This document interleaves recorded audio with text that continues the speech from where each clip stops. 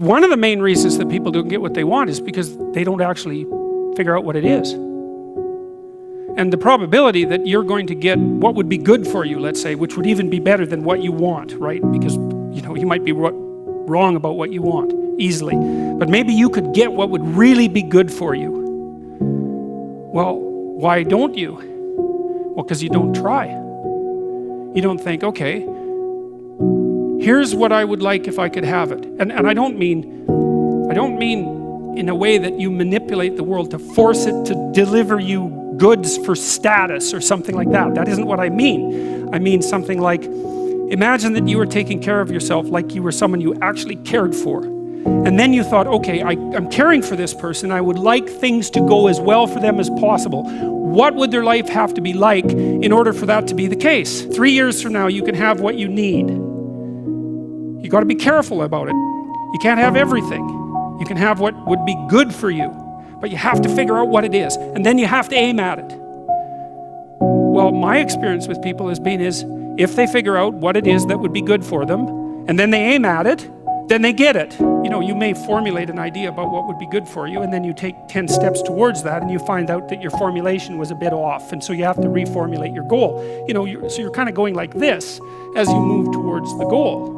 But a huge part of the reason that people fail is because they don't ever set up the criteria for success. And so since success is a very narrow line and very unlikely, the probability that you're going to stumble on it randomly is zero. You really are your only comparison group, especially as you get older, because your life is so idiosyncratic and peculiar that look, you have to care what other people think. It's stupid to think otherwise because you have to be social and you have to be aware of what other people are doing and all of that. So I've met many people who are very, very rich, and you can look at their lives and they have these huge houses and material plenty, but their lives are still full of exactly the same troubles that characterize human life in general. And so you compare yourself on one dimension. You don't see, well, the person's worked 80 hours a week for 40 years and it's blown all his relationships out of the water. It's like, yes, he's rich, but he's also old now. He's 60. And one of the best predictors of wealth is age. Really, do you want to be young and poor or old and rich? It's like, I'd pick young and poor because you can't buy youth. Your attention, for example, is mediated by unconscious forces. Sitting down to study, for example, your conscious intent is to study.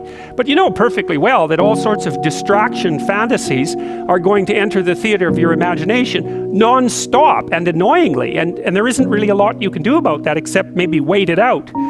So you'll be sitting there reading and your attention will flicker away. You'll think about, I don't know, maybe you want to watch Jane the Virgin on Netflix or something like that, or maybe it's time to have a peanut butter sandwich, or you should get the dust bunnies out from underneath the bed, or it's time to go outside and have a cigarette, or maybe it's time for a cup of coffee, or it's like all these subsystems in you that would like something aren't very happy just to sit there while you read this thing that you're actually bored by, and so they pop up and try to take control of your perceptions and your actions non-stop. You take people, and I've told you this, and you expose them voluntarily to things that they are avoiding and are afraid of, that they know they need to overcome in order to meet their goals, their self-defined goals. If you can teach people to stand up in the face of the things they're afraid of, they get stronger. And you don't know what the upper limits to that are, because you might ask yourself, like, if for 10 years, if you didn't avoid doing what you knew you needed to do, by your own definitions, right, within the value structure that you've created, to the degree that you've done that, what would you be like?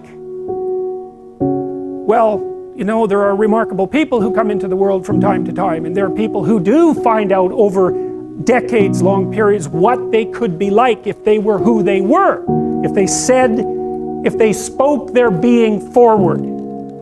And they get stronger and stronger and stronger, and we don't know the limits to that. We do not know the limits to that. And so you could say, well, in part, perhaps the reason that you're suffering unbearably can be left at your feet, because you're not everything you could be, and you know it. And of course, that's a terrible thing to admit, and it's a terrible thing to consider, but there's real promise in it, right? Because it means that perhaps there's another way that you could look at the world and another way that you could act in the world. So what it would reflect back to you would be much better than what it reflects back to you now. And then the second part of that is, well, imagine that many people did that, because we've done a lot as human beings. We've done a lot of remarkable things. you got to know that there are differences in intelligence. It's really important. If you go into a job and you're not smart enough for that job, you're going to have one bloody miserable time. And you're going to make life wretched for the people around you because you won't be able to handle the position.